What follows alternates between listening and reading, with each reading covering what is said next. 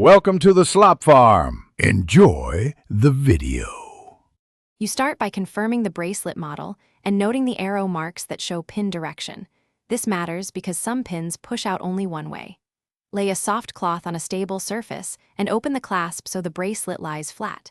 Use a link pin tool or a small screwdriver and position the bracelet on a block to support the link. Push the pin from the marked side gently. Once it moves, use pliers to pull it free and remove the first link to begin sizing.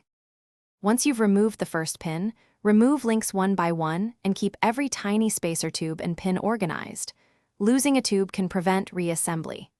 Count links as you remove them and test the bracelet fit on your wrist after each change so you don't take off too much. If pins are stubborn, apply a drop of penetrating oil and tap gently with a plastic hammer. Make sure to always push pins along the arrow direction and avoid bending pins, which causes misalignment when reassembling.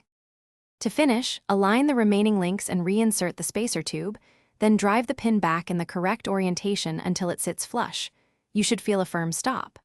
Once reassembled, close and open the clasp several times, wear the watch and check for tightness and even alignment on both sides.